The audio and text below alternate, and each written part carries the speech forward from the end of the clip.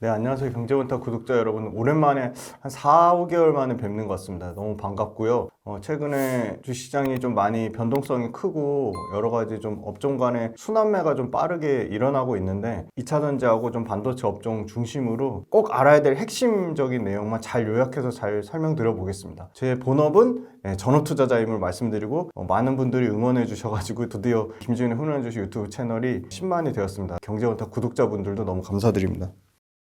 한때 정말 많은 분들이 투자해 주셔서 국민주로 불렸던 2차전지 주식들이 어느새 고점 대비 거의 절반 가까이 내려왔습니다. 현재 2차전지 기업들의 상황이 좀 더 구체적으로 어떤가요? 네, 일단은 전기차 수요 둔화 우려가 조금 지속되는 국면이 있는 것 같고요. 물론 2차전지 업체들이 예를 들어 테슬라에 대한 의존도가 높은 게 아니라 다양한 글로벌 완성차 업체로 납품을 하고 있기 때문에 예를 들어 테슬라 주가가 빠지면 마치 2차전지가 다 박살날 것처럼 그렇게 이분법적으로 생각하는 거는 조금 문제가 있다고 생각하고요. 다만 이제 전체적인 글로벌 전기차 시장 자체가 사실은 둔화 국면인 건 맞는 것 같습니다. 왜냐면 수요단에서 작년에 성장률이 조금 둔화됐지만 그래도 연평균 대략 한 36에서 40% 정도 성장률이 나왔다면 올해 가장 보수적으로 예상하는 데는 이제 S&P 리서치인데 올해 이제 연간 연평균 성장률이 대략 16.6%니까 절반 이상 줄어드는 걸로 예상하고 가장 좀 성장이 잘 될 거라고 보는데도 연평균 성장률이 25% 정도입니다. 그러면 작년에 40% 성장하다가 올해 25% 성장하는 거니까 성장률의 둔화는 분명한 거고 그래서 성장률에 대한 우려가 나오는데 그 부분이 실적에 즉각적으로 지금 작년 말부터 반영됐고 일부 양극재 업체들은 올해도 계속 적자를 기록할 거기 때문에 사람들의 기대감만큼 숫자가 따라오지 못하니까 그게 바로 주가에 반영이 됐고요. 가장 중요한 건 저는 전기차의 판매량입니다. 결국 소비자의 선택을 받아야지 전기차가 선택이 돼야지 전기차에 들어가는 배터리의 판매량도 늘어나고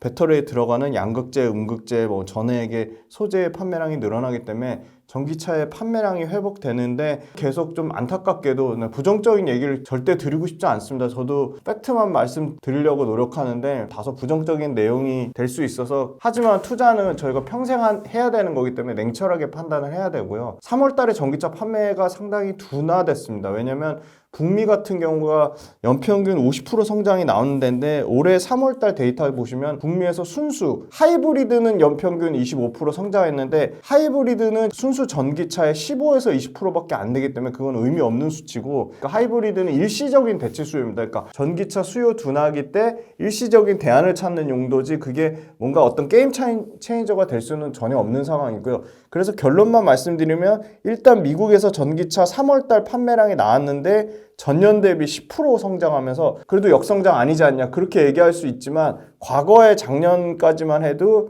연평균 55%씩 성장한 거에 비해서 성장률이 많이 떨어졌고요. 유럽은 독일이 상당히 조금 우려가 됩니다. 독일이 가장 큰 시장인데 전년 대비 29% 감소한 전기차 3만 1,000대의 판매량을 기록을 했습니다. 영국도 두세 번째 큰 시장인데 4만 8,000대로 전년 대비 1% 역성장을 했고요. 노르웨이 같은 경우는 48% 역성장을 했습니다. 그래서 전반적으로 미국과 유럽이 우리가 가장 큰 시장인데 조금 우려가 있다는 거고요. 다만 3월달 기준으로 전기차의 침투율이 드라마틱하게 늘어나지 않고 있습니다.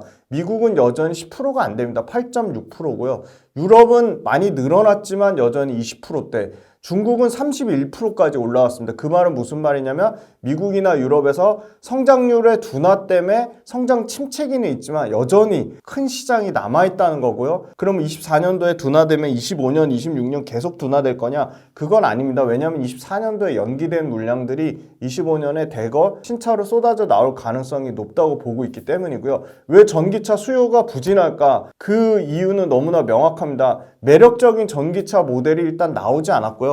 우리가 차 살 때 한 방에 사지 않잖아요. 대부분 사람들이 높은 금리를 주고 사는데 여전히 금리가 높은 수준인데 다행인 거는 금리 인상에 대한 시기가 계속 늦어지고는 있지만 아마 올해 7월 달에는 드디어 이제 금리가 인하될 것으로 보이고요. 새로 매력적인 신차 나오는 사이클과 맞물려서 금리가 인하되면 전기차 신차에 대한 수요는 사실 조금 개선되지 않을까 그런 기대감을 갖고 있고요. 세 번째 번째는 충전 인프라입니다. 모든 전기차 소비자들이 공통적으로 개선을 요구하는 데는 바로 충전입니다. 그래서 충전 인프라가 상당히 부족한 상황이고, 충전 인프라가 생각보다 그렇게 빠르게 개선되지 않으면 전기차 수요가 또 드라마틱하게 늘어나기는 쉽지 않은 상황입니다. 그래서 발빠르게 배터리셀 업체들이 실리콘 음극재 적용을 상당히 늘리고 있습니다. 왜냐하면 실리콘 음극재를 통해서 전기차 자체의 충전 성능을 올리면 충전소가 많아지지 않더라도 그 부분에 대한 불만이 상당 부분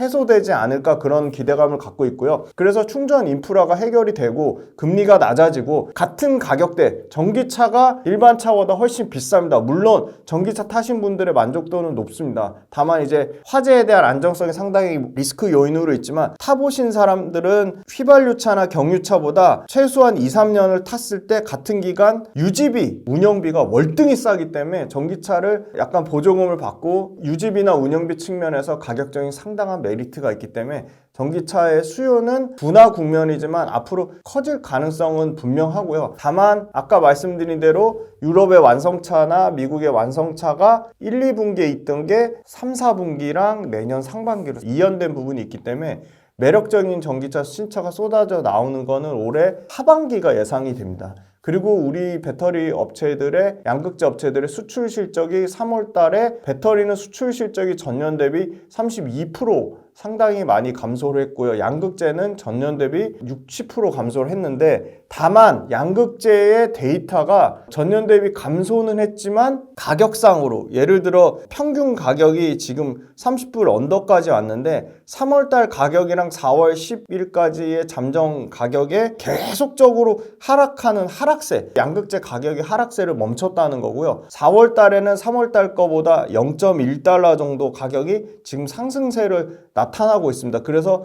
양극재 가격이 더 이상은 좀 안 빠지는 거 아니냐, 그런 기대감을 갖고 있고요. 마지막으로 데이터 중에 유의미한 게, 아까 완성차 업체의 자체 충전 성능을 높이기 위해서 좋은 음극재를 쓰는 거에 대한 수요가 늘어날 거라고 기대를 했는데, 역시나 양극재는 전년 대비 60%, YOY로 60% 감소한 반면에 음극재는 전년 대비 46%가 오히려 증가했고요. 전 월 대비로도 6% 증가하면서 음극재에 대한 반응이 상당히 뜨겁다. 그래서 전반적인 배터리와 양극재 업체들, 그리고 완성차 업체들의 수요에 대한 개선은 올해 3분기에서 4분기를 예상하는데, 특히나 4분기에 GM의 신차들, GM이 작년에 7만 대에서 올해 20만 대까지, 최소 20, 최대 30만 대까지 늘린다고 했기 때문에 GM에 대한 밸류체인이 좀 가장 기대가 되고 있고, 테슬라도 하반기쯤에는 좀 수요가 회복이 될 거라고 그렇게 보고 있습니다. 중국이 리튬 공급을 줄이면서 최근에 리튬 가격이 반등을 했어요. 그래서 과연 이게 진짜 바닥에 나온 건지 아니면 일시적인 상승인지 어떻게 보고 계시나요? 네, 리튬도 철저하게 수요와 공급에 따라 움직이죠. 그런데 말씀 주신 대로 리튬 가격이 지금 하락세를 분명히 멈췄습니다. 한국광물자원 서비스에 들어가 있어서 보시면 84.5 위안이면 생산 원가를 침해하는 수준입니다. 그러니까 리튬 업체들이, 특히나 중국의 탄산 리튬을 생산하는 업체들이 무자비하게 공급을 늘렸다가 지금 그 공급 늘린 거를 역풍을 맞아서 앞으로 여기서 더 추가적으로 드라마틱하게 공급이 늘어나기는 쉽지 않은 거죠. 왜냐면 중국 업체들이 일부 리튬 관련된 생산을 줄인 부분도 있고요. CATL도 리튬 광산을 중국에 갖고 있는데 두세 달 전에 CATL 리튬 광산도 대략 6에서 7% 정도 감소한 부분이 얘기가 있었습니다. 그리고 나이 어린 인력을 막 무자비하게 쓰는 그런 부분도 있고, 생산 관련된 부분이 굉장히 비친환경적입니다. 그래서 환경적인 요인 때문에 리튬에 대한 생산을 줄여라, 그런 부분이 있었고요. 그리고 리튬 관련된 업체들 중에 경쟁력이 떨어지는 하위권 업체들이 많이 지금 문 닫고 있는 상황입니다. 그래서 수요가 엄청나게 늘어나긴 쉽지 않겠지만 공급이 줄어들면 지금 기존에 살아남은 리튬 업체들로 리튬을 독점될 가능성이 있고요. 작년에 굉장히 싸게 샀던 악성 리튬 재고가 상당 부분 소진되는 추세를 보이고 있습니다. 물론 앞으로 리튬에 대한 신규 수요가 계속 드라마틱하게 개선이 돼야겠지만, 일단은 공급단에서 이렇게 크게 늘어나지 않으면 여기서 가격은 좀 빠지지 않을 거라 보는 이유가, 아까 말씀드렸던 84.5 위안 그 정도 수준이 되면 리튬 업체들 자체가 생산에 문제가 생기기 때문에 그렇고요. 두 번째는 리튬 가격을 주도하는 세력인 미국의 엘버말이나 칠레 SQM 같은 1등 업체들이 독점적으로 그 가격 경쟁력을 가지고 가격을 조정할 가능성.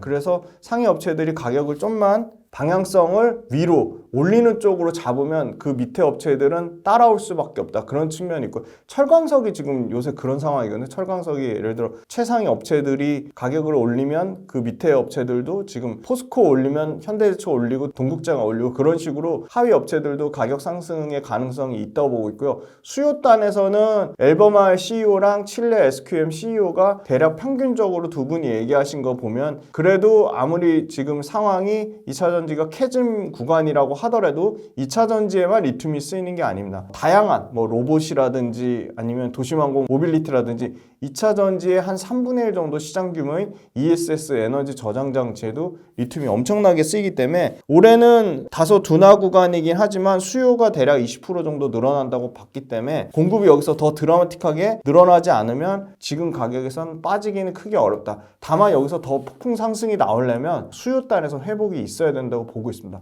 그리고 칠레는 미국의 FTA 체결국인데 기존에 들어간 업체 엘버말하고 SQM 외에 포스코홀딩스라든지 LG라든지 SK가 칠레 리튬 개발 프로젝트를 진행할 것으로 보여서 사실 이 양질의 칠레랑 아르헨티나 요 관련된 리튬 광산이라든지 아니면 리튬 염호를 보유한 리튬 업체들 쪽으로 그 수급이 몰릴 가능성이 있다고 보고 있습니다. 그러면 이제 염호를 보유하고 있는 포스코 쪽에는 나중에 좀 이점이 될 수 있는 부분인가요? 그렇죠. 포스코홀딩스 아르헨티나 염호 드디어 이제 올해 말에 완전히 1단계, 2단계까지 끝나고 25년도부터 양산을 한다고 했기 때문에 그 부분 관련돼서는 사실 포스코홀딩스가 밝힌 2030년 기준 42만 3천 톤이라는 리튬 생산량에 대해서 뭐 양을 줄이거나 기간을 연기하거나 그런 반응은 지금 전혀 없는 상황이거든요. 그리고 이미 포스코 그룹이 드디어 리튬 상업 생산을 성공을 했습니다. 그리고 포스코 그룹이 아까 말씀드린 대로 포스코 그룹도 미국과 FTA 체결한 칠레에 관련된 다양한 리튬 관련 프로젝트에 선도적으로 주도적으로 참여하고 있기 때문에 아마 리튬 관련돼서는 포스코가 뭐 엘버말이나 SQM급까지는 아니더라도 그 밑에 탑5 안에는 들어가지 않을까. 그래서 가장 최대 수요를 보고 있고요. 아마 아르헨티나 염호 총 1단계, 2단계 합쳐서 5만 톤 중에 2만 5천 톤 1단계는 아마 올해 말이면 완공이 될 것으로 예상이 되고 있습니다. 그리고 엊그제 기사가 났잖아요. 포스코 필바라 리튬 솔루션은 당장 지금 99% 아마 포스코 퓨처엠일 것 같은데 수산화 리튬 28톤이 이미 최초로 공급이 나왔습니다. 그래서 리튬 관련돼서 본격적으로 포스코 홀딩스가 리튬 관련돼서 매출이 이제 올해 말에는 잡히지 않을까 보고 있고요. 지금 포스코 퓨처엠 김준영 사장님이 포스코 홀딩스의 이 2차 전지 소재 관련된 총괄 그걸로 가셨거든요. 그래서 그 부분도 사실 포스코 홀딩스가 장인하 회장 신규 취임 이후에 2차 전지 쪽을 마치 되게 소외시키는 것처럼 그런 전혀 오류가 있었는데 그런 부분이 전혀 아니고 2차 전지도 포스코홀딩스 철강과 더불어서 가장 강력한 성장축으로 간다고 밝혔기 때문에 수산화 리튬 관련돼서는 가장 압도적으로 그 포스코홀딩스가 글로벌 탑5권에 유지할 것으로 보여서 리튬 관련돼서 공급업체가 줄어들면 줄어들수록 당연히 포스코홀딩스는 수혜를 받을 수밖에 없다고 보겠습니다. 다시 과거의 고점을 되찾기 위해서는 실제 매출로 찍힐 만한 여러 호재들이 필요한데요. 대표적으로 어떤 2차전지 기업들이 그렇게 상승할 만한 모멘텀을 가지고 있다라고 보이시나요? 일단 첫 번째는 배터리의 타입이 파우치형이 있고 각형이 있고 원통형이 있습니다. 파우치형이 국내 SK온하고 LG엔솔이 주력으로 하고 있고요. 삼성의 SDI는 각형을 씁니다. 각형은 대부분의 유럽 완성차 업체들이 많이 쓰고요. 미국은 파우치형을 많이 썼습니다. 그리고 국내 SK온을 고객사로 갖고 있는 현대차 같은 경우도 파우치형을 썼고요. 그런데 지금 변화가 좀 일어나고 있는 게 삼성 SDI의 각형이 좀 새롭게 다시 부각을 받고 있고요. 그 이유는 파우치의 장점은 고객사마다 커스터마이징이 된다는 건데 각형은 그게 안 됩니다. 그러니까 말 그대로 사각형에 딱 그 주어진 각형 틀대로만 쓸 수 있는 거죠. 다만 사각형 구조가 배터리 셀 측면에서는 안정성이 뛰어납니다. 이 배터리의 안정성 측면이 중요한 요인으로 자리 잡으면서 각형이 지금 다시 뜨고 있고요. 그 다음에 상당 부분 늘어날 거로 보는 게 지금 원통용 배터리입니다. 원통용 배터리는 각형과 파우치의 어떻게 보면 중간 단계라고 할 수 있는데 대량 생산이 가능하고 생산 원가 절감이 가능하고 뭐 안정성도 그렇게 떨어지지 않은 측면이 있고요. 다만 원통용과 원통용 사이에 빈 공간이 존재합니다. 그래서 데드 스페이스 때문에 에너지 밀도가 떨어진다는 측면이 있고요. 그렇게 따지면 에너지 밀도는 파우치형이 제일 어떻게 보면 좋은 거죠. 그런데 이 원통용 배터리를 테슬라뿐만이 아니라 삼성 SDI, LG 엔솔 모두 원통용 배터리에 대한 기대감이 상당히 높고 가장 빠르게 삼성 SDI랑 LG 엔솔이 당장 올해 말에 양산이 될 것으로 보이고요. 이미 다 고객사 컬 테스트가 다 진행 중인 걸로 알고 있고요. 그래서 삼성 SDI, LG 에너솔루션 원통용 배터리가 드라마틱하게 늘어날 거로 보고 완성차 업체들도 기존의 파우치나 각형에서 원통용 배터리를 상당 부분 다 도입을 하면서 배터리 폼팩터의 다변화가 진행되고 있습니다. 그래서 최근에는 이 4680 원통용 배터리 관련주가 그나마 2차 전지에서 차별화된 주가 모습을 나타냈고 그 다음에 4680 원통용 배터리 관련돼서 삼성 SDI랑 LG 에너지 솔루션이 선두권으로 나올 것으로 보고 있기 때문에 이 원통용 배터리가 주목을 받았고요. 두 번째는 삼성 SDI 밸류체인입니다.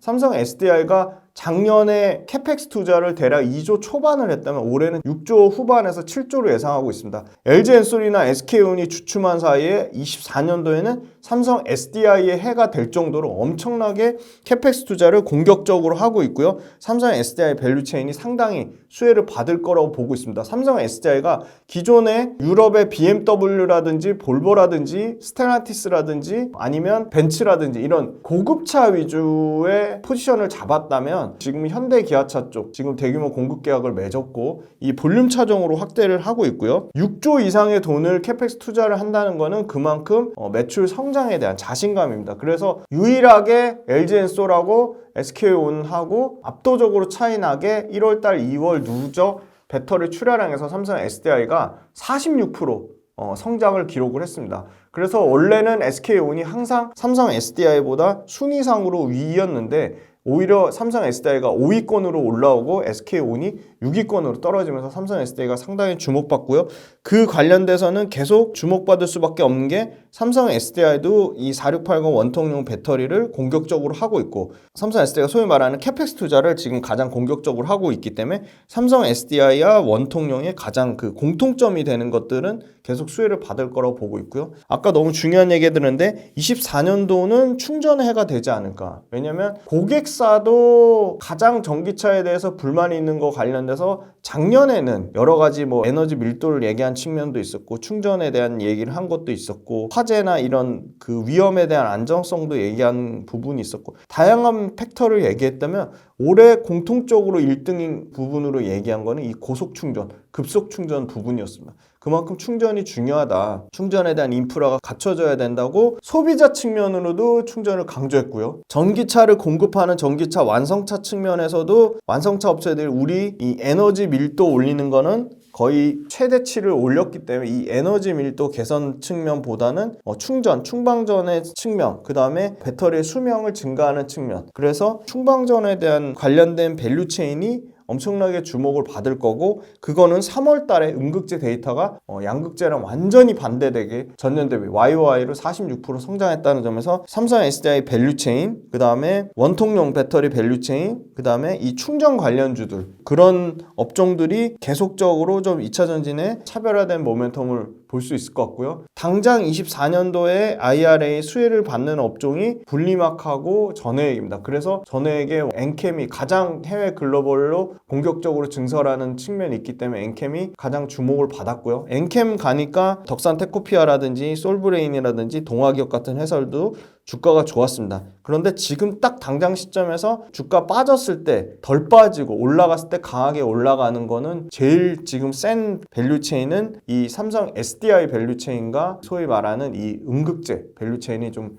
가장 주가 측면으로는 올해 내내 가장 주목받고 가장 견조한 모습을 보일 거라고 보고 있습니다. 삼성 SDI 같은 경우는 밸류체인이 사실 많죠. 삼성 SDI의 양극재를 공급하는 밸류체인은 에코프로비엠이 되겠고요. 그리고 포스코 퓨처엠도 양극재 밸류체인이 되겠고, 삼성 SDI에 음극재를 납품하는 거는 아마 자체 JC케미칼인가 그럴 겁니다. 그 음극재는 그렇고, 삼성 SDI 관련돼서 장비를 납품하는 회사가 이제 뭐 원통용 배터리 캔 뚜껑 만드는 데는 신흥 SC, 장비 만드는 회사는 뭐 필에너지 이런 회사들이 있고, 그리고 율촌화학 같은 회사들, 네, 그런 회사들이 원통용 배터리 수혜주가 될 거고, 그리고 이제 충방전 관련돼서는 대주전자재료, 나노신소재, 뭐 한솔케미칼 이런 회사들이 충방전 관련된 수혜주가 될 것 같습니다. 2차 전지하면 포스코에 대한 이야기를 안 할 수가 없는데 현재 시점에서 포스코 기업의 전망은 어떤 상황인가요? 네, 일단 포스코도 주가가 많이 빠져서 상당히 밸류에이션이 낮아진 상황이고요. 25년 내년 기준으로 PER이 지금 10배에서 11배 정도니까 딱 그냥 글로벌 평균사들의 PER 비슷한 수준이거나 거기서 플러스 마이너스 15% 정도 사이입니다. 그런데 포스코가 여러 가지 이슈는 있었지만 이제 완전히 새로 장인환 회장님 체제로 갔고, 철강에서 초격차 경쟁력을 확보하고자 나온 부분이 있고, 철강으로도 2030년 기준으로 매출 100조 하겠다고 밝혔고요. 두 번째는 철강에서 매년 1조 이상 원가 절감을 하자고 했고요. 철강도 소위 말하는 이제 저탄소, 친환경 철강 쪽으로 가자, 친환경 철강 쪽에 프리미엄 쪽으로 가자고 한 측면으로 봤을 때는, 왜냐면 철강 쪽 관련돼서도 상당히 지금의 상황이 계속적으로 어려울 거냐를 봤을 때는 리튬과 마찬가지로 아주 저가에 공급한 중국의 철강 업체들이 가격 경쟁력을 견디지 못하고 상당 부분 도태되는 측면이 좀 있지 않을까. 철강 부분 내에서도 치킨 게임이 진행 중인 부분이 있고요. 그 다음에 이 포스코 그 권호준 회장님 때부터 이 장인환 회장님이 그러니까 리튬 관련된 부분 굉장히 중요하게 생각하고 강력하게 드라이브를 걸 정도로 상당히 미래 비전을 제시할 수 있다고 보고 있고요. 그 다음에 세 번째는 2차전지 관련된 리튬이 아까 말씀드렸지만 본격적으로 올해 최초 양산이 됐고, 이게 25년, 26년, 2030년까지 리튬 매출이 드라마틱하게 꽂히는 구조입니다. 심플하게 계산해 보시면 되시는데요. 25년도에는 당장 리튬 생산이 아르헨티나 염호 1단계 25,000톤, 호주와 합작한 필바라 리튬 솔루션이 5만 톤입니다. 그럼 7만 5천 톤에 보수적으로 리튬 가격이 지금 박살난 가격을 적용해서 2만 불이라고 가정을 하면 7만 5천 톤에 2만 불을 곱하고 거기에 환율도 보수적으로 잡아서 지금 1,300 뭐 거의 80원, 90원 이런데 1,300원을 잡고 계산을 해보시면, 이거 계산하는 거 엄청 재밌습니다. 직접 계산을 해보시고요. 그러면 대략 매출이 1조 3천억이거든요. 그런데 이게 아르헨티나 염호하고 호주의 광석 리튬이 섞인 거잖아요. 그러면 광석 리튬은 대략 마진이 15에서 한 35% 정도 잡으면 되고, 아르헨티나 염호 리튬이 최소 55%에서 많게는 70% 잡거든요. 그러면 그거 평균 계산해보면 대략 저는 45% 마진 평균을 잡아보겠습니다. 그러면 내년만 해도 거의 6천억에서 8천억이 영업이익으로 꽂히는 구조고요. 그럼 이 단계가 이제 26년에는 여기서 아르헨티나 염호 5만 톤, 광석 리튬 5만 톤이면 10만 톤이겠죠? 내년 기준으로 하면 10만 톤에 그러면 2조 6천억이에요. 그럼 똑같이 영업이익 45% 된다고 하면 1조 2천억이요. 포스코가 1년에 철강으로 벌어들이는 영업이익이 대략 4조에서 4조 5천억인데 그거의 4분의 1이 26년에 리튬으로만 이익이 꽂히는 구조니까 아마 드라마틱한 개선세는 25년, 26년, 27년에 포스코홀딩스가 있지 않을까. 그래서 저는 2차전지 기업 중에 가장 투자하기 매력적인 기업을 딱 하나 꼽으라면 여전히 저는 2차전지 밸류체인의 가장 끝판왕은 리튬이기 때문에 리튬의 포스코홀딩스라고 말씀드리겠습니다. 또 역시 지금 투자자분들께서 가장 또 궁금한 거, 언제 또 어떻게 투자해야 할까일 텐데요. 말씀 주신 기업들에 투자하기 위해서 가장 효과적인 투자 전략이 혹시 있을까요? 주가가 아무리 악재가 쏟아져도 더 빠지지 않을 경우에는 그 주가가 바닥일 확률이 높고요. 주가가 여러 가지 호재가 쏟아져도 거기서 더 오르지 않으면 꼭대기일 확률이 높습니다. 그런데 지금의 2차전지 수요도나 우려, 리튬 가격 하락에 대한 우려, 트럼프 당선의 우려, 그리고 중국의 유럽과 미국 진출에 대한 국내 배터리 업체들의 경쟁률 저하 우려, 이런 거는 1년 전부터 계속 얘기하던 상황인 거죠. 그래서 주가는 뭐 하나님만 아시는 영역이니까 뭐 제가 예측할 수는 없습니다. 예측한다고 해도 다 틀리는 거고요. 그렇지만 지금 가격대 아까 맨 처음에 말씀 주셨듯이 고점 대비 다 평균적으로 50% 넘게 빠졌거든요. 평균 가격이. 여기서 리튬 가격이 더 빠지고 여기서 2차전지 수요가 더 둔화되고 여기서 트럼프가 당선되고 그렇다고 트럼프가 된다고 해도 2차전지 관련된 이 IRA 법안을 다 갈아엎을 수가 없는 도저히 불가능한 부분이고요. 그래서 2차전지 나온 악재들이 새로운 악재들이 아니다. 그래서 2차전지 투자하시는 분들이 아마 다 긴 호흡으로 보려고 하실 거예요. 25년, 26년. 길게 보시는 분들은 27년. 그럼 지금의 입장에서 상대적인 매력도를 따져보시는 거죠. 2차전지 내가 손실 너무 많이 났으니까 지긋지긋해 2차전지 팔고 AI 반도체 갈아탈 거야. AI 반도체 기업들은 지금 대부분 꼭지예요. 물론 최근에 엔비디아도 좀 빠지고 하긴 하는데 2차전지 빠진 거에 비하면은 반도체는 진짜 뭐 세 발의 피죠. 그러니까 가격적으로는 분명히 메리트가 생겼는데 그럼 그렇다고 지금 2차전지를 공격적으로 들어가냐? 그것도 사실은 불안한 거죠. 그래서 저는 제일 좋은 거는 2차전지 업체들의 분기별 실적이 좀 좋아지는 모습이 확실히 나올 때 조금 비중을 실는 전략이 조금 비싸게 사더라도 확인하게 하는 거 좋을 것 같고 지금 2차전지 가지고 계신 분들이 이거 뭐 바닥 밑에 지하실이 어디야 하고 다 팔고 도망갈 때는 아니라고 보는 게 물론 어느 2차전지 업종을 가진 거에 따라 차이가 있겠지만 예를 들어 포스코홀딩스나 포스코퓨처엠이 양극재 업체 내에서 가진 지위, 글로벌 경쟁력, 그 다음에 포스코홀딩스가 가진 이 글로벌 리튬에 대한 경쟁력 이게 앞으로 주가와 무관하게 구조적으로 좋아지면 저는 그건 주가는 반드시 반영될 거라고 봅니다. 최근 전 세계에서 가장 핫했던 AI 반도체가 크게 휘청했잖아요. 대장주였던 엔비디아는 무려 10% 가까이 급락을 했는데 AI 반도체의 상승 원인을 간략하게 설명을 해주시고 이번 급락의 원인이 무엇일지 견해를 듣고 싶습니다. 일단 AI 반도체가 기존에 없던 거에 새로운 기술 혁신이라서 그 기술 혁신이 만들어내는 스토리에 대해서 사람들이 열광한 것 같고 제가 충격적으로 들은 거는 기관 투자자 분들이 AI 관련된 거는 숫자가 안 찍히더라도 실적이 안 나오더라도 앞으로 기대감으로 계속 커질 산업이기 때문에 넘버스보다는 스토리에 더 집중한 측면이 크다. 그거가 숫자가 반영돼서 가치주 성격으로 뛸 때는 그때는 이미 투자가 너무 늦다. 그런 측면을 얘기한 부분이 있었고 그 다음에 두 번째는 AI 관련된 부분이 너무나 많은 산업과 연관돼서 어플리케이션 확장성이 너무 큰 거죠.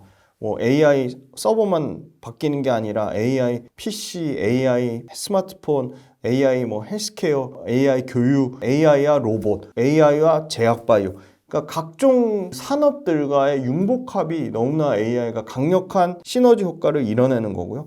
AI 자체의 성장성뿐만이 아니라 다른 산업과의 확장성이 너무나 크다는 거고요. 그리고 역시나 AI를 주도하는 그 미국의 빅테크가 전체 글로벌 생산에서 차지하는 비중 결국은 AI가 반도체랑 결합된 건데 반도체 시장이 아직까지는 2차전지 시장보다 훨씬 더 큰 시장이거든요. 그래서 이 어마어마한 반도체라는 글로벌 전방 산업이 있었고 그리고 AI 반도체를 만들 수 있는 회사 자체가 많이 없는 거죠. 엄청나게 수요와 공급이 타이트한 상황인 거죠. 그러니까 AI 반도체를 만들 수 있는 업체를 꼽으라고 하면 하이닉스, 마이크론, 인텔, 삼성전자 4개밖에 없는 거죠. 그러니까 이 4개 업체들의 상당히 AI 칩에 대한 제한적인 공급이 있는 거고 그리고 AI 칩을 개발하는 업체들 소위 말하는 설계하는 업체들도 정해져 있는 거죠.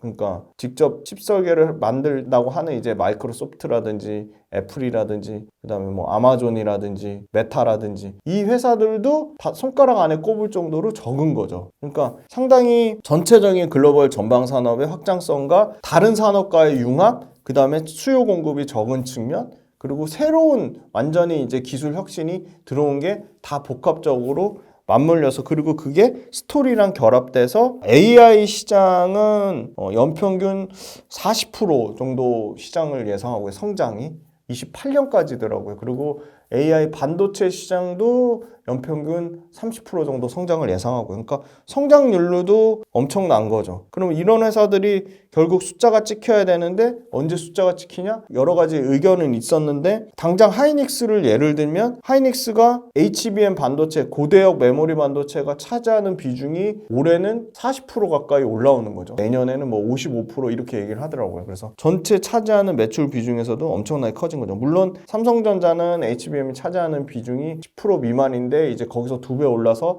올해 20% 내년에 40% 이렇게 간다고는 하지만 어찌됐건 AI에 관련된 이 부분들이 스토리로 회사를 땡겼다면 이제 숫자가 따라오는 상황이다. 숫자까지 따라오면 스토리와 넘버스가 결합된 좀 어떻게 보면 완벽한 그 구조적 성장주의 성격을 띠는 거죠. 그리고 이 산업 자체가 워낙 큰 전방 산업을 갖고 있다는 거고, 그리고 새로운 기술 혁신을 이뤄냈다는 게 아마 포인트가 될 것 같습니다. 기존 AI 반도체의 대장주인 엔비디아의 급락으로 인해서 국내 기업들에게 어느 정도 영향을 주었고 또 이후의 방향성은 어떻게 될지 말씀해 주시면 감사하겠습니다. 일단 하이닉스는 엔비디아의 HBM의 압도적인 선두주자고, 하이닉스가 그 HBM 관련된 공장을 엔비디아한테 미리 선수금, 엔비디아 돈을 받아서 공장을 돌릴 정도로 상당히 엔비디아하고 하이닉스하고 관계가 끈끈한 상황이고, 최근에는 뭐 삼성전자 그 칩에다가 젠슨왕이 사인했다고 해서 그거 관련돼서 드디어 이제 삼성전자도 이제 5세대는 HBM3E는 엔비디아 발로 공급이 늘어나지 않겠냐 그렇게 얘기는 하고 있지만, 일단 당장은 엔비디아 거의 그 독주 부분에 최대 수혜주를 하이닉스가 반영을 하기 때문에 상당히 주가가 퍼포먼스가 좋은 거고요. 그리고 결론적으로는 삼성전자는 반도체보다 휴대폰의 매출 비중이 큽니다. 이익에서 차지하는 비중, 매출에서 차지하는 비중 40%이기 때문에 삼성전자는 완전한 반도체가 아니고요. 왜냐하면 반도체가 차지하는 매출과 이익의 비중은 30%밖에 안 되기 때문에.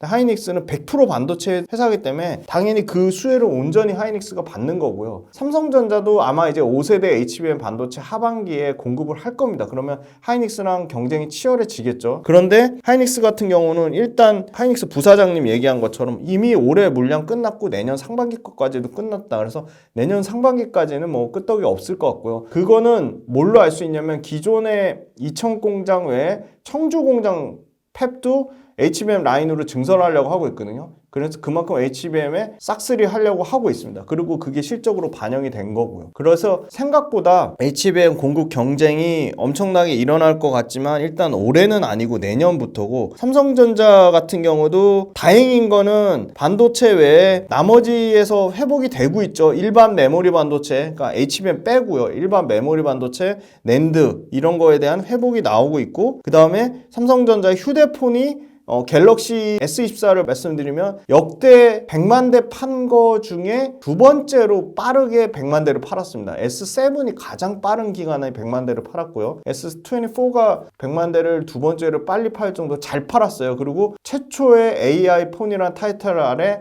갤럭시 링도 상당히 주목을 받았고요. 그래서 지금 전년 거 S23보다는 대략 24%에서 25% 정도 휴대폰이 잘 팔았어요. 그래서 요게 휴대폰이 요 정도 수준만 유지하면 삼성전자도 올해는 실적이 드라마틱하게 개선이 될 것 같고요. 그리고 하이닉스에 독점적으로 그 제품을 납품하는 한미반도체가 상당히 주가 퍼포먼스가 좋았는데, 한미반도체가 나쁘다기보다는 한미반도체는 말씀드린 대로 영업이익 대비 주가가 상당 부분 땡겨온 측면이 있어요. 그래서 사실은 엔비디아는 연초에 70% 넘게 올랐고, 마이크론은 40% 넘게 올랐고, 하이닉스도 40% 가까이 올랐죠. 37%. 지금 가장 적은 게 삼성전자거든요. 삼성전자는 연초 대비하면 한 7% 정도예요. 주가 측면으로는 삼성전자가 가장 매력적일 수밖에 없고요. 엔비디아가 그럼 하이닉스에 계속 독점을 줄 거냐? 그거는 퀘스천 마크인 거죠. 하이닉스가 물론 단기간에 선점 효과를 누렸지만 삼성전자가 이게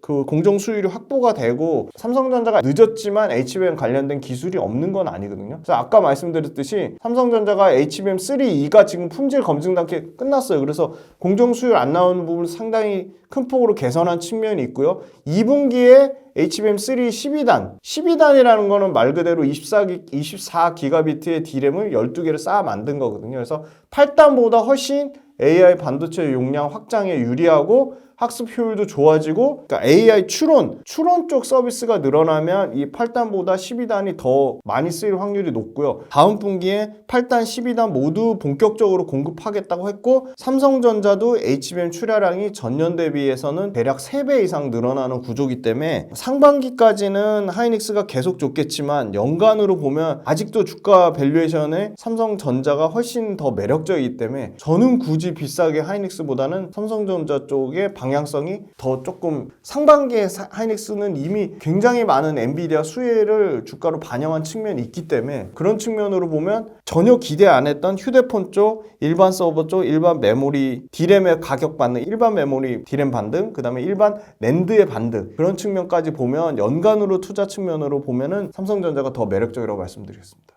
갑작스레 찾아온 충격에 시장이 조금 휘청한 상황 속에서도 유심히 살펴봐야 할 반도체 기업이 혹시 있다면 어떤 게 있을까요? 이게 제가 약간 한미반도체랑 많이 비교를 하는데 한미반도체가 나쁘다는 얘기가 전혀 아닙니다. 한미반도체랑 상대적인 매력도를 다른 여타 반도체 기업들을 따져보시면 좋을 것 같아요. 그거는 심플하게 한미반도체 시총과 한미반도체가 올해 벌어들인 영업이익, 내년에 벌어들인 영업이익, 시총 대비 영업이익을 보시면 되고요. 저는 소리 소문 없이 지금 4조대 시총까지 회복한 리노공업이랑 이수페타시스가 좀 가장 매력적으로 보입니다. 일단 리노공업은 24년도에 빅테크 전체 글로벌 빅테크가 20% 이상 투자를 하는데요. 그 투자하는 부분에 관련돼서 칩이죠. 결국은 AI 관련돼서 NPU, GPU, CPU 요 칩 관련된 수요가 늘어나고요. 그 다음에 칩이 스마트폰, 노트북, PC, 태블릿 다양한 소위 말하는 어플리케이션에 AI 칩 적용이 확대됩니다. 그러면 그거 관련돼서는 다 뒷단의 후공정당에서 테스트가 정밀하게 들어가야 돼요. 그러니까 제품 포장, 패키징 끝난 다음에 하는 뒷단에 하는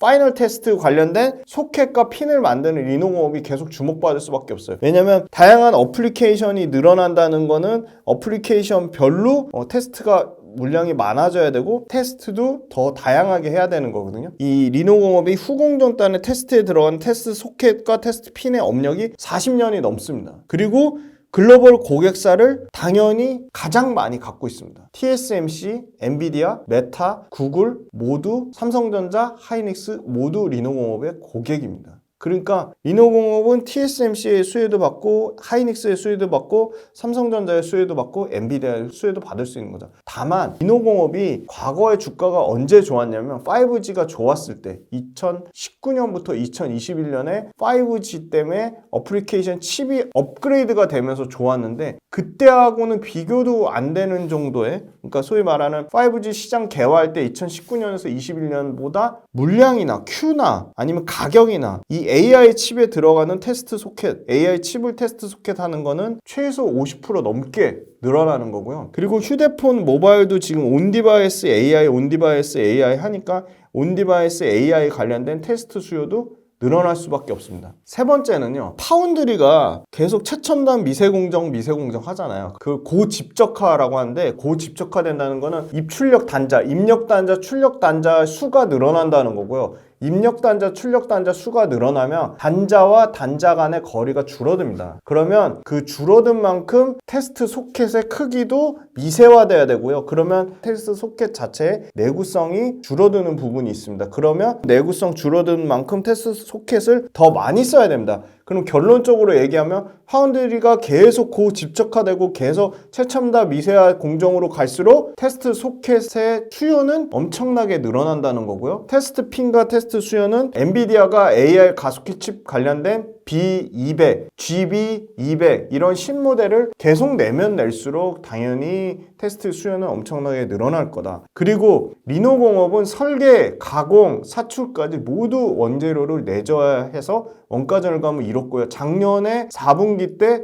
역대 최대 영업이익률 52%를 기록했고요. 올해도 재미난 거는 연구개발로 들어갔던 일부 물량이 양산용으로 전환이 됩니다. 그러면 Q 자체가 드라마틱하게 개선되는 부분이 있거든요. 양산하고 연구개발은 물량 자체가 게임이 안 됩니다. 그래서 지금 일부 테스트 물량 들어갔던 게 양산화 되려고 하고 있기 때문에 상당 부분 기대감을 있고요. 리노공업의 테스트 소켓이나 테스트 핀은 엄청나게 어플리케이션이 다양화되고 있습니다. 과거에 통신이나 모바일 쪽 매출 비중이 70% 이상이 됐다면 지금 모바일 쪽 비중은 50%까지 떨어지고요. 어디서 늘어나느냐? AR, VR, 요새 핫한 전장, 그 다음에 AI 서버, 통신은 기본으로 들어가는 거고요. 그래서 AR, VR, 전장, AI 서버 이쪽에 상당히 리노공업이 이쪽 어플리케이션 확대에 당연히 최대 수혜를 받을 수밖에 없고요. 모바일도 상당히 마진 좋습니다. 원래 35% 마진 나오는데 모바일 외에 비모바일은 마진이 40% 이상이 됩니다. 그래서 비모바일 비중이 늘어나면 압도적으로 사실은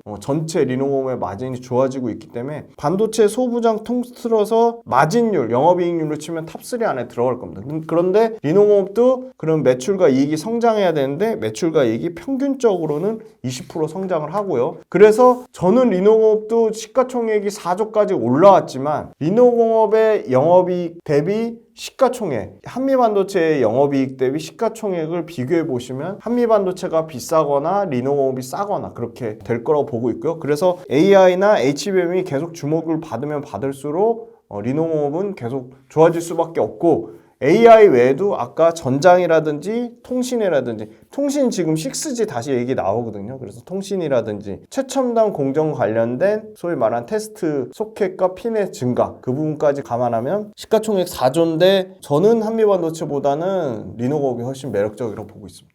이 AI 기술이 적용되었을 때 가장 기대되는 산업이 바로 로봇이 아닐까 싶습니다. 로봇 산업 중에서 미래의 먹거리를 가장 먼저 선점할 만한 기업들이 혹시 있을까요? 맞습니다. AI가 가장 로봇하고 융복합 관련된 부분이 상당히 크고요. 재미난 게 최근에 제일 주목받는 게 이제 휴머노이드 로봇이잖아요. 아마존에서 휴머노이드 플랫폼을 만들었어요. 그러니까 AI 기술을 로봇에 직접적으로 적용해서 상당히 큰 화두가 된 거죠. 로봇을 이용한 AI 모델, AI 학습을 가능하게 한 거죠. AI 연구개발 흐름을 로봇을 통해서 가속화된 측면이 있고요. 다만 이제 로봇은 하드웨어 기업이 소프트웨어 기업의 껍데기만 제공하는 게 아니냐, 그런 나쁘게 얘기하는 측면이 있었는데, 소프트웨어 기업의 주도권을 뺏기는 거는 사실은 시간은 오래 걸려요. 왜냐하면 하드웨어 기반이 없으면 아무리 소프트웨어가 뭐 해도 물리적으로 AI를 구현하려면 하드웨어가 당연히 있어야 되기 때문에 하드웨어를 통해서 또 소프트웨어를 구현하는 거지, 하드웨어가 없이 소프트웨어를 구현한다? 하드웨어가 소프트웨어 능력을 못 받아주면 무용지물입니다. 그래서 모든 관련된 거는 강력한 소프트웨어나 AI 어플리케이션을 뭘로 적용할까, 그거에 관련된 융복합의 모멘텀은 로봇이 가장 좋을 수밖에 없고요. 그래서 로봇 관련돼서는 결국은 다 이제 테슬라의 옵티머스를 비롯한 아마존의 디지트나 그런 휴머노이드로 가겠지만 시간이 필요해 보여요. 그래서 저는 당장 가장 인간의 불편한 부분들을 상당 부분 개선하고 있는 협동 로봇 시장이 좋아질 수밖에 없고, 휴머노이드 로봇으로 가는 과도기적인 과정 중에 가장 주목받는 게 협동 로봇이고,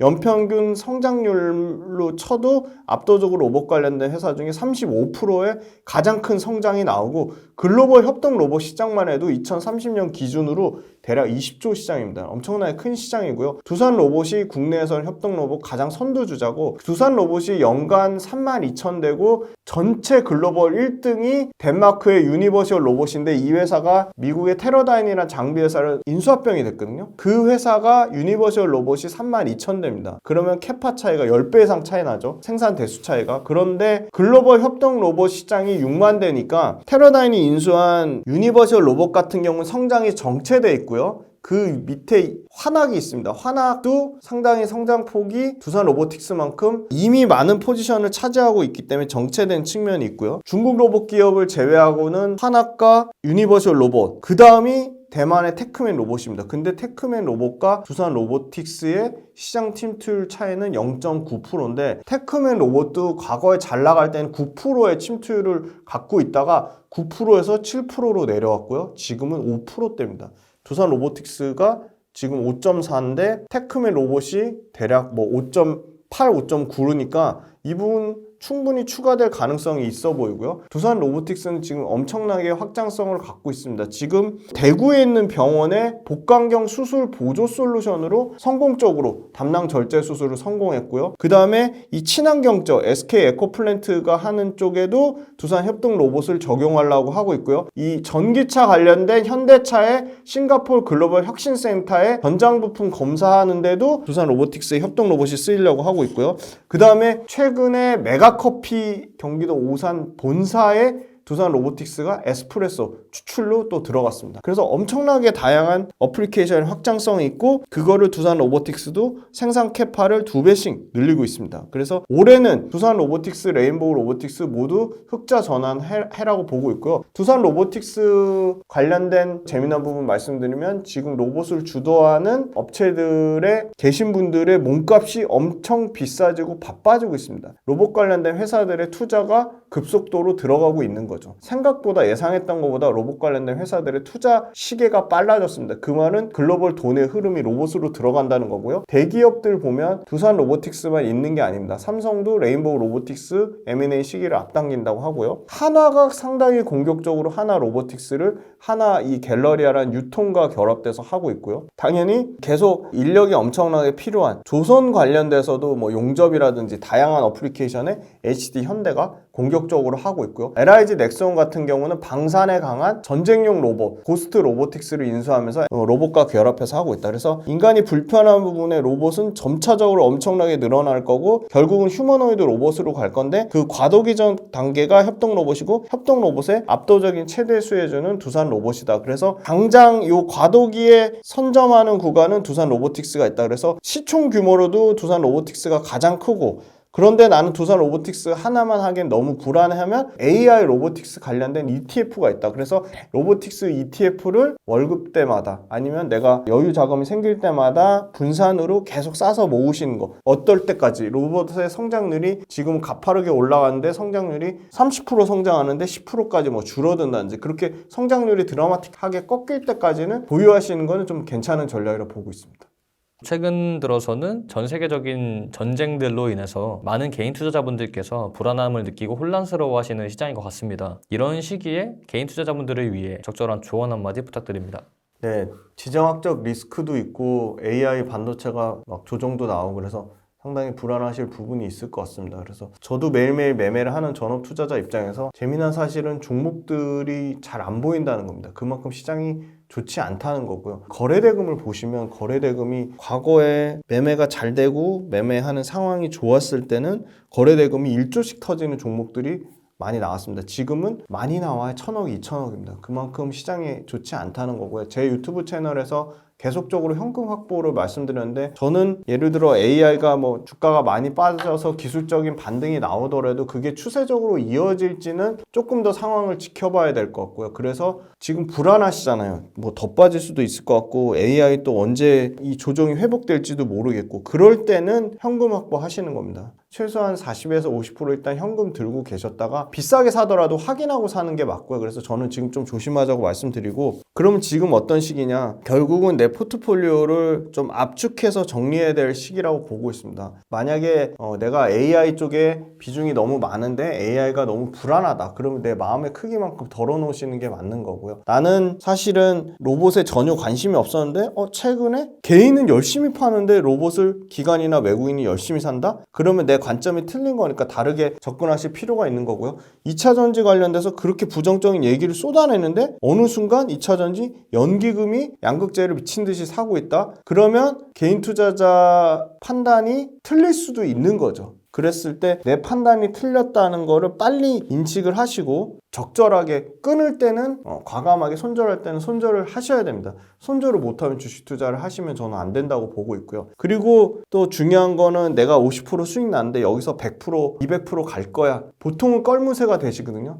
그 전혀 의미가 없는 겁니다. 그래서 수익 많이 나셨으면 좀 수익 실현해서 현금화 꼭 좀 하셨으면 좋겠고요. 또 그 현금화한 걸 또 바로 그렇게 또 매수하거나 그렇게 서두르지 마시고요. 야구 선수들이 좋은 공 올 때만 치잖아요. 그것처럼 우리도 확률이 높을 때만 매매를 하시면 됩니다. 그래서 저는 지금 확률을 높이기 상당히 어렵기 때문에 조금 보수적으로 보고 다음 달에 또 꼭 초대해 주실 텐데 그때 좀 상황이 좋아지면 로봇이나 2차전지가 아니더라도 새롭게 좋아 보이는 업종들이 있으면 좀 말씀을 드릴 거예요. 그리고 지금 금리가 인하 시기가 5월 달에 전 될 줄 알았는데 지금 7월 얘기 나오고 3번 인하할 줄 알았는데 한 번 얘기 나오거든요. 그러면 금리 인하 이렇게 안 되면 지수는 굉장히 찌글찌글하거나 오히려 한번 훅 빠질 왜냐면 금리 인하에 대한 기대감으로 성장주를 땡긴 측면이 있거든요. 그래서 조금 보수적으로 가져가고요. 보수적으로 가져갈 때 내 포트폴리오를 어느 쪽으로 좀 더 압축할 건가 그 압축의 기준점은 회사 시가총액 대비 벌어들인 이익입니다. 결국은 주가라는 거는 너무 심플합니다. 그 회사에 대한 기대값, 사람들의 기대값 멀티플이라고 하거든요. 기대값 곱하기 그 회사가 벌어들인 이익인데 제일 좋은 거는 회사가 벌어들인 이익은 깨지지 않는데 사람들의 기대값이 살짝 내려온 업종에 좀 주목해보자. 그런 업종이 있고 시장 상황이 조금 안정되고 전쟁도 안정화되고 금리 인하에 대한 확실한 시그널도 나오면 제가 다음 달에 출연할 때는 2차전지 로봇이 아니더라도 좀 매력적인 업종에 대해서 좀 말씀을 드리겠습니다. 네, 오늘 오랜만에 4달, 5달 만에 와서 이제 2차 전지하고 반도체 관련된 업종들 말씀드렸는데 항상 그 상대적인 매력도를 비교해 보시고 주식 투자는 우리 평생 함께 해야 될 친구입니다. 최근에 가격적으로 계속 빠져서 부정적으로 생각하시는 분들도 많고 안타깝게도 국장 다 떠나고 미국으로 가자 그렇게 얘기하시는 분들도 있고 2차 전지는 여전히 어마어마하게 욕하시는 분들 많은데 네, 충분히 주가 빠져서 당연히 이해는 하지만 사고는 유연하게 하되 긍정적인 마인드로 주식 투자 하셨으면 좋겠고요. 최근에 주가 조정받을 때 어떻게 하면 내 포트폴리오를 압축할까? 그거에 대해서 고민 많이 해보시고요. 경제논타 많이 사랑해주시고 김지윤의 훈훈한 주식도 많은 관심 부탁드리겠습니다. 감사합니다.